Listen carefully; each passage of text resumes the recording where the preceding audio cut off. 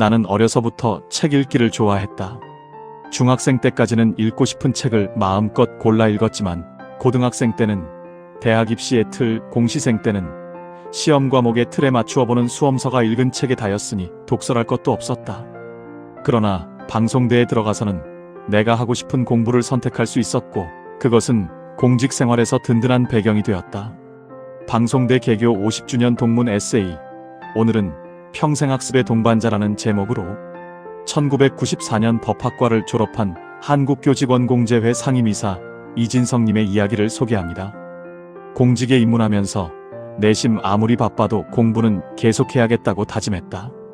창조적 사고와 혁신적 아이디어는 탄탄한 이론적 토대에서 나온다.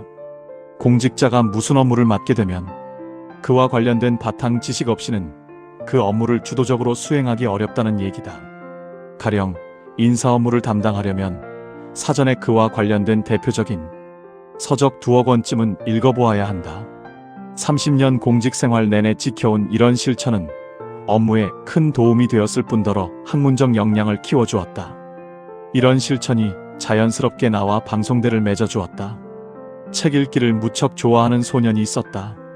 초등학교 때는 학교 도서관의 대출 업무를 보조하면서 마음대로 책을 볼 수 있는 특권을 누렸다. 그 시절에는 다들 주로 위인전을 읽었다. 이순신, 세종대왕, 을지문덕 같은 우리나라 위인들은 물론이고 링컨, 칭기즈칸, 처칠 같은 다른 나라 위인들 이야기, 그리고 플루타르크 영웅전 같은 이야기가 인기를 끌었다. 그런 위인들의 이야기는 자라나는 꿈나무들에게 재미와 함께 유익한 교훈을 주었지만 당시 초등학생들이 장래 희망으로 대통령 아니면 장군만 꼽게 만드는 부작용을 낳기도 했다. 중학교 때는 독서 경진 대회 대표 학생으로 선발되어 거의 한 달이나 학교 도서관에서 매일 독서만 해야 했다. 고전이라서 경진대회 목록에 포함된 단테의 신곡 같은 책들은 도무지 이해할 수 없었는데 오로지 경진대회를 위해 요점만 외우는 식의 벼락치기 독서를 했다. 중학생이 음미할 수준의 책이 아니었다.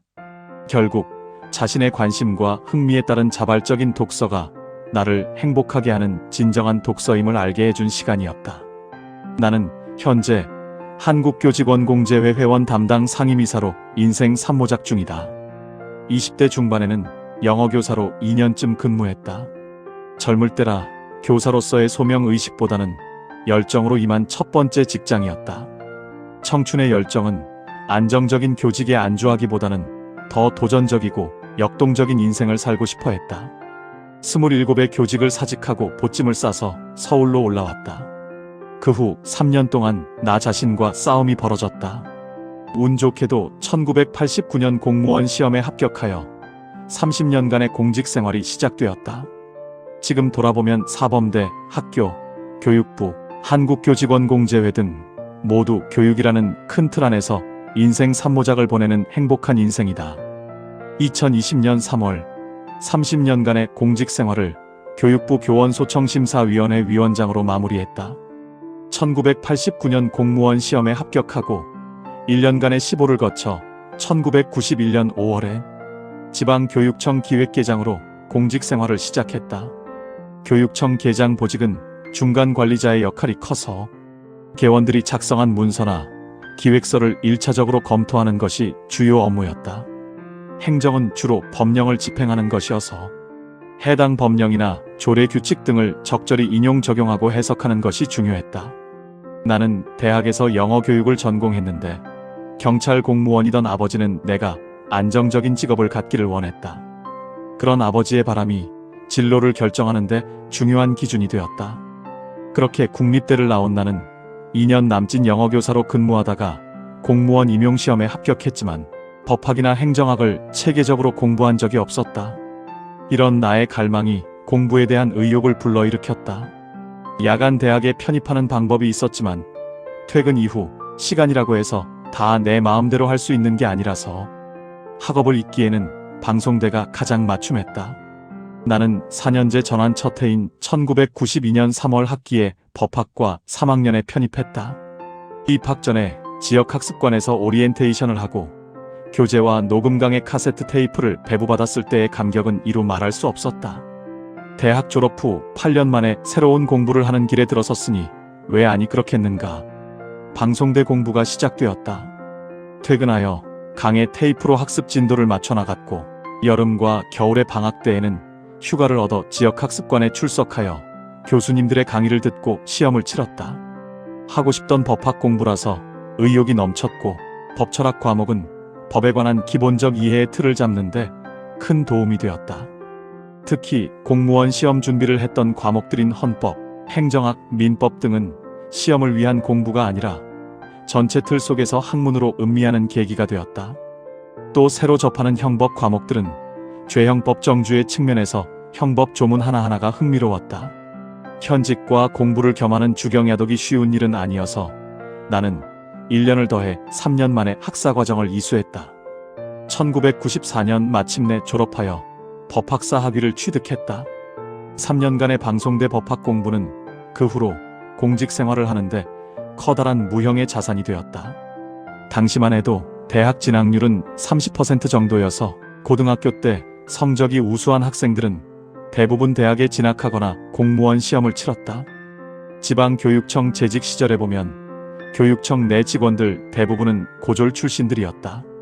물론 드물게 일부는 야간 대학이나 대학원에 재학하거나 그 과정을 이수했다.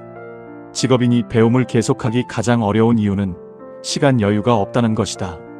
방송대에 재학 중이던 나는 계속 교육을 희망하는 직원들을 위해 방송대 안내서뿐 아니라 입학지원서도 가져다 주었다.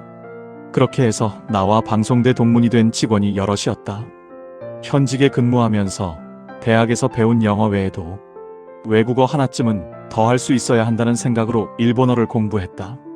일본어는 다른 외국어보다 독학으로 배우기가 비교적 쉽다는 이유도 작용했다. 나는 방송대 일본어과 초급용 교재를 사용했는데 독학하기 쉽게 구성되어 큰 도움이 되었다. 방송대 법학과를 졸업한 이듬해인 1995년 나는 공무원을 대상으로 한 해외 유학 선발 시험에 합격했다. 1996년 9월 나는 일본 나고야 대학 대학원에 들어가 비교 국제교육학 전공으로 2년 6개월간 공부했다. 1999년 3월에 공부를 마치고 귀국한 직후 교육부 본부로 발령이 나면서 가족이 모두 서울로 이사했다. 2000년 11월 서기관 승진에 이어 2002년 6월에는 지방국립대로 발령이 났다. 처음으로 가족과 떨어져 단신 부임했다. 당시만 해도 저녁 문화를 즐기는 것이 유행해서 나도 매일같이 그 시간을 즐기며 빠져들었다. 그런 생활이 서너 달 계속되면서 나는 어느 순간 문득 이렇게 하루하루 무의미하게 살아도 되나 하는 회의감이 들었다.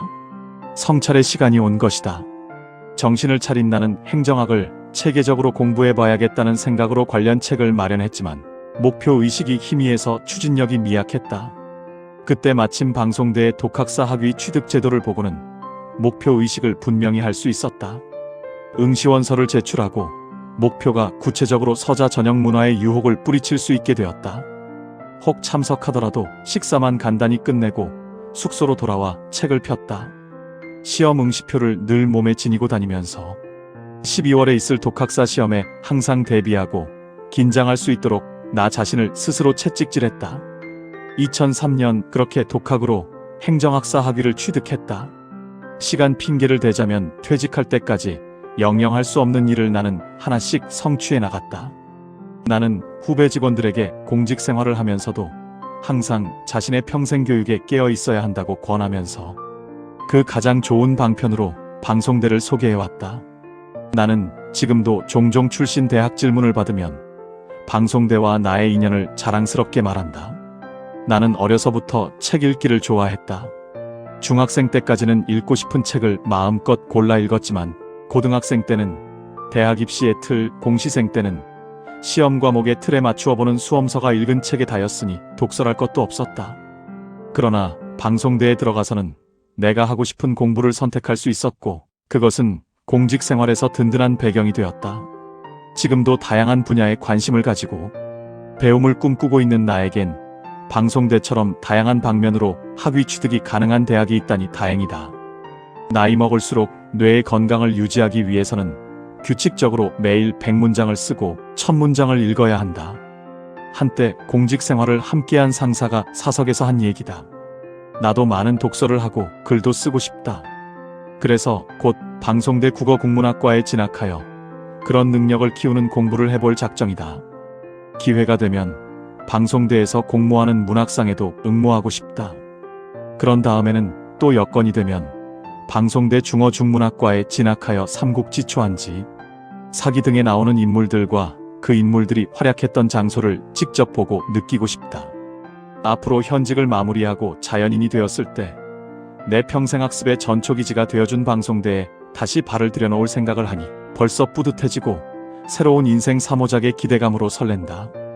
평생학습인 에세이는 사단법인 한국방송통신대학교 출판문화원에서 평생공부로 일궈낸 행복, 배움으로 다잡은 인생 2권으로 출판되었습니다. 홈페이지 링크를 통해 구입하면 더 깊이 있는 50인 스토리 감동을 즐길 수 있습니다. 저작권법에 따른 영상 제작을 허락해 주신 출판문화원에 감사의 인사를 전합니다.